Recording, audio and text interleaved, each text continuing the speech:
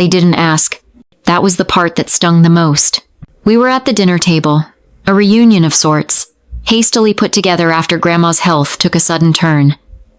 The house felt full but hollow. Too many voices, not enough listening. My sister Caroline, her husband, and their toddler son were staying for a while, to help out, as Mom phrased it. And then, as naturally as passing the salt, Caroline looked up from her plate and said, "Since Mia's old room's been empty for years, we'll move Noah in there tomorrow. He needs space, and it gets the best morning light." Just like that. Like I was some ghost whose room had quietly expired. No one looked at me, not Dad, not even Grandma, who was sipping her soup like she hadn't heard it. I smiled. Not a real one, the kind you learn to make when you grow up in a family that only praises what's convenient. "It's fine," I said. That was my role. The quiet one. The one who left. The one who didn't cause trouble. But what they didn't know was this. That room wasn't just 4 walls and a bed. It was where I wrote my first poem. Where I taped every college acceptance letter to the mirror because no one else would acknowledge them. Where I sobbed the night I booked a one-way flight to Boston, promising myself I'd never come back except for Grandma. And now, with one sentence, Caroline had claimed it for her son like I was never there. I didn't argue. I didn't remind them whose name was on the welcome sign Grandma carved and nailed to the door when I was 8. I just reached for my water and kept eating. But something shifted. Not in them, in me. A quiet click, like a lock sliding into place. They had no idea that the house, every corner, every brick, every memory was already mine. I didn't speak for the rest of dinner. The clinking of forks, the hum of small talk, Caroline's husband raving about Noah's preschool, it all blurred into background noise. I stared at the placemat in front of me, tracing the woven edges with my thumb. My chest was tight, but my face was calm. That's how you survive a house like this. You learn how to keep your storm internal. "Everything okay, Mia?" Mom asked lightly. Too lightly, like she already knew the answer and didn't care to hear it. I nodded, smiled. Just a long flight. And that was enough for her to move on. Caroline was already discussing paint colors for the new nursery. Blue, probably, or sage green. She wanted something gender neutral in case they had another. My fork paused midair. It was like hearing your name scratched off a door in real time. But still, I said nothing. Because this wasn't new. This house had always had room for everyone, just not for me. I remembered birthdays where I planned my own party. School awards no one came to. The one summer I won a poetry contest and left the trophy on the counter, only to find it weeks later collecting dust on top of the fridge. The walls here didn't echo my voice. They echoed Caroline's laughter, my parents' approval, Noah's tiny footsteps. I was an echo tolerated, not remembered. So I swallowed it all. The dismissal, the quiet erasure, the casual way they made decisions around me, never with me. I stayed, because Grandma was still here, because her hands still trembled when she poured tea, because she asked for me and only me when the doctor called with bad news, and because I already knew. They thought I was a guest in this house, but Grandma knew better, and soon they'd learn that everything they took for granted, the floors, the rooms, even the nursery they were redecorating, already had someone else's name on it. Mine. Caroline's laughter echoed down the hallway as she unpacked Noah's suitcase into what used to be mine. She had brought matching bedsheets with cartoon trains, a set of alphabet decals, and a framed photo of her perfect little family. I watched from the doorway, unnoticed. She was already rearranging the shelves, clearing away Grandma's antique porcelain cats, setting up a white noise machine. "Just making it cozy for him," she said when she finally saw me standing there. I nodded. Of course. I didn't mention that the bookshelf she just emptied once held the notebooks I filled every summer since I was 9 stories, poems, letters I never sent. But why would I? This house, this family, had always been curated for Caroline. She was the daughter they understood. The kind who wore pastels, married early, posted baby bump photos in sunlit kitchens. She helped in church bake sales, organized family barbecues, said yes, Mama, and of course Daddy, with a sweet little smile. Me? I asked too many questions. Went to college across the country, then grad school overseas. They called it wandering. Grandma called it searching. I remember once Christmas Eve. I was 15. Dad gave Caroline a new phone and handed me a second-hand sweater still in the plastic bag. Yours is more practical, he'd said. Caroline laughed. That's what Mia likes, right? Plain and useful. Everyone laughed. I did too. But something inside me folded, quietly. Even now, as I moved back through the hallway, I noticed the wall of family portraits. Caroline at prom. Caroline's wedding. Caroline holding newborn Noah. Me? One photo. 5th grade. Cropped too tight. Out of focus. This wasn't resentment. It was recognition. I was never meant to be the centerpiece of this house. But I wasn't leaving it either. Because this time, I wasn't here to be seen. I was here to reclaim what had always been mine, even if they'd forgotten it. Grandma hadn't, and in a drawer somewhere, I knew, was the only proof that mattered. That night, I couldn't sleep. The sheets smelled different. Caroline must have swapped them. The corners didn't tuck right. The mattress had been replaced. My room was gone in every way except the floorboards, which still creaked in the exact same places. I sat by the window, the one that used to fog up when I pressed my forehead to the glass on rainy nights. From there, I could see the backyard swing, rusted now, but still hanging. And I remembered. The spring I broke my arm jumping off that swing because Caroline dared me to. The way she cried louder than I did, and Mom fussed over her more than me. You shouldn't scare your sister like that, Dad had said to me. I remembered sophomore year, when Grandma came to my first debate tournament. She brought a thermos of tea and sat in the front row, even though she didn't understand the topic. Afterward, she gave me a handwritten card that said, "You speak truth with quiet fire." No one else came. Mom said Caroline had a choir recital. Dad said, "Let us know if you win next time." And I remembered the day I told them I got into NYU. Full scholarship. They looked surprised. Not proud, just surprised. Caroline had just announced her engagement that same week, so the living room was already full of toasts. My news became a footnote. It was always like that. My milestones inconvenient. My voice too sharp. My presence easy to forget, unless it served someone else's narrative. But Grandma never forgot. She was the one who slipped money into my bag before I left for college, saying, "Don't tell your parents. Just promise me you'll keep writing." She was the one who called every Sunday, even when I didn't answer. And last fall, when her handwriting started to tremble, she mailed me a letter with 5 words underlined twice. "Come home when it's time." Now I was here, and the time had come. It happened 3 months before Grandma's health started to spiral. We were sitting on the back porch, the same wooden steps where I used to sit with a notebook and sketch the magnolia trees. She was knitting, slow and deliberate, pausing every so often to sip her tea. "I won't be around forever, baby," she said softly, eyes still on the yarn.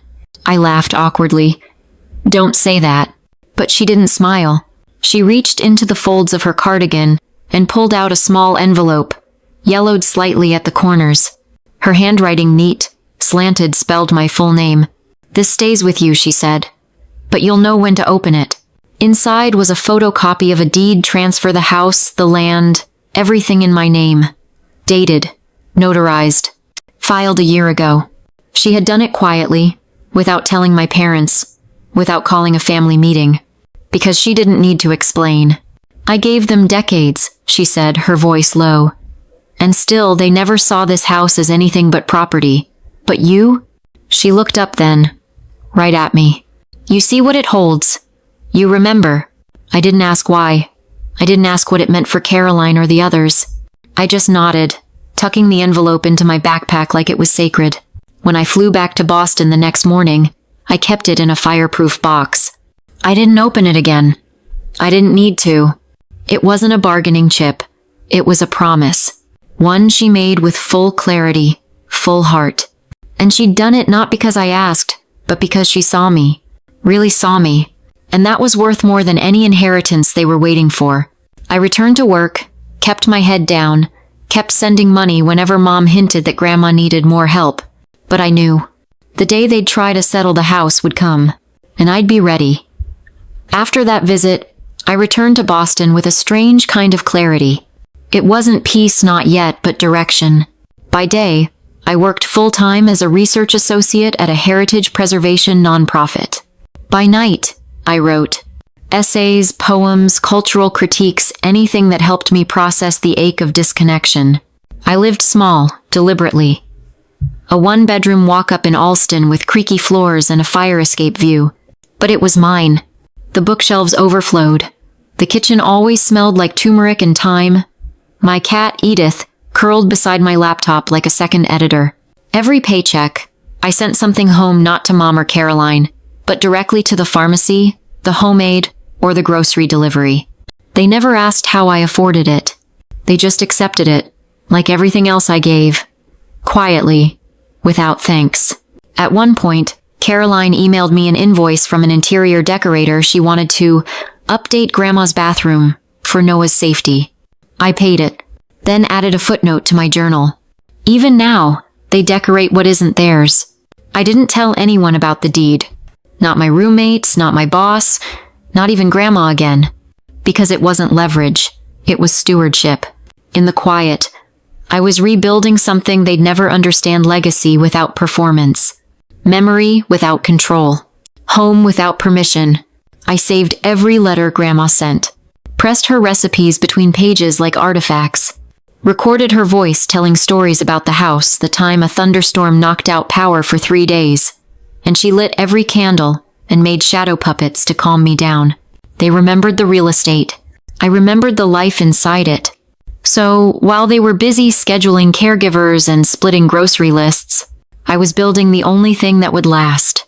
A version of home they couldn't edit. And when the time came, I wouldn't have to fight for it. I'd simply arrive. Grandma passed on a Tuesday. Softly, they said. Peacefully. But grief in this house never arrived. Clean, it always came with a ledger. By Thursday, they were talking logistics. Mom wanted to discuss the future of the property.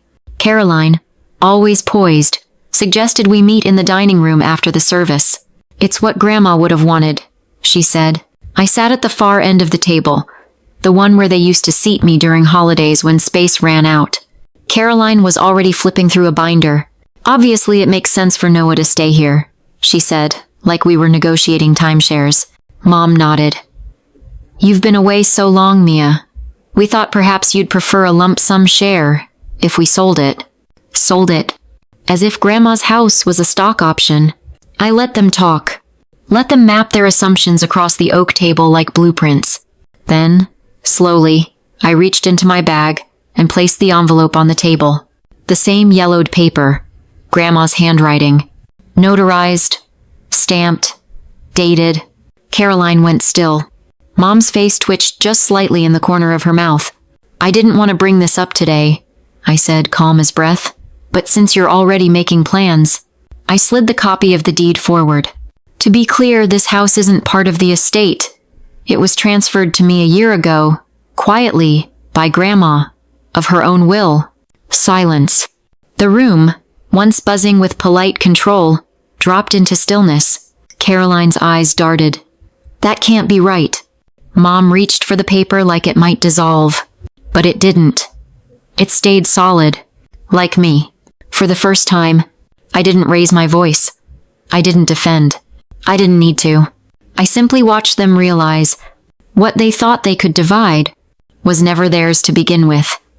Caroline was the first to speak, her voice brittle, sugar-laced.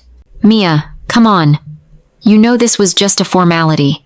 Grandma must have been confused. She wouldn't want us fighting over a piece of paper. She used that voice, the one she saves for PTA meetings and baby showers. The one that assumes charm can erase history. Mom chimed in next. We just didn't think you'd want the burden. You're busy, you live far away. We thought you'd be relieved. Relieved. To be erased. Again. I didn't respond right away. I let the silence stretch like a rope, like a mirror. Then I folded the deed slowly, tucked it back into its envelope, and said, I'm not angry. That startled them. They were expecting rage. But I'd long since spent that currency. I'm not here to punish anyone, I added. But I'm also not here to negotiate. Mom reached across the table, her hand grazing mine. Her wedding ring, the one Grandma gave her, flashed under the chandelier. We're still family, she said gently. I looked at her hand, at the smoothness of her nails, at the years that passed between us like locked doors. I believe in family, I said. That's why I came back.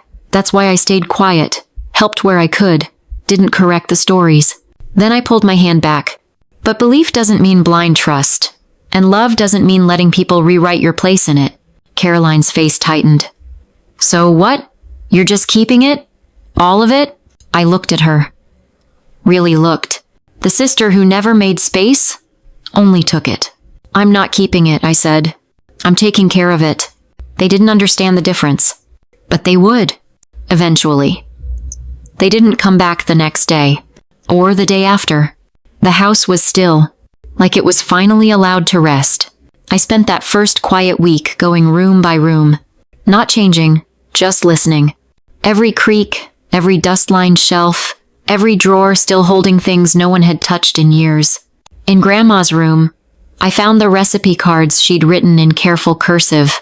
In mine, or what had been mine, I found my high school journals in a shoebox under the bed. Unopened. Unread. But not discarded. I took down Caroline's alphabet decals from the wall. Not out of spite, but because they didn't belong there. Not yet. Then I sat on the floor and made a list. Not of renovations, but of intentions. By spring, the house would open again. Not as a museum of silence, but a living place. I reached out to a local reading program for underserved kids. Offered the sunroom for Saturday sessions. I contacted the cultural center downtown, asked if they needed a space for oral history recordings. And I called the librarian who once handed me a poetry book that changed my life, invited her to host a monthly salon here. I didn't announce these things to my family. They wouldn't understand. To them, legacy was a thing you owned. But to me, it was something you passed forward, in ways that outlived names on deeds. So while they sulked in silence, I painted the hallway. Not beige, not safe, but the shade of soft moss Grandma once pointed to and called home-colored. I didn't build a fortress. I opened the door.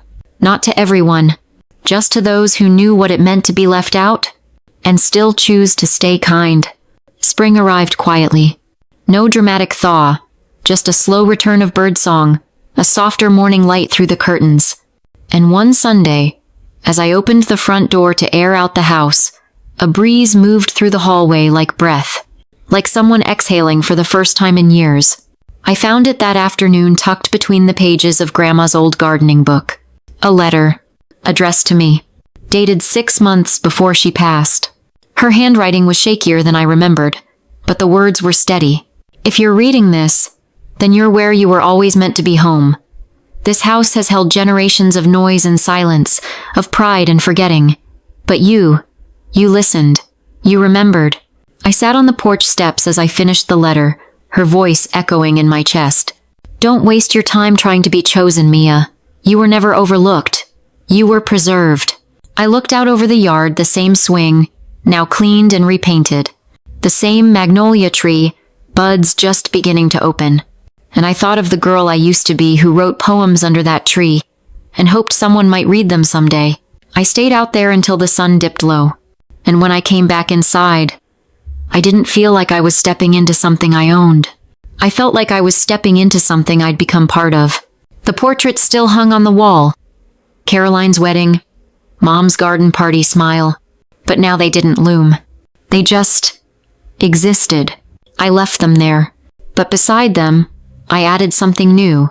A photo of Grandma and me, heads bent over a bowl of cookie dough, laughing like conspirators.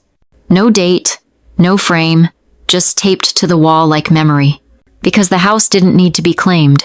It needed to be remembered. And now, finally, it was.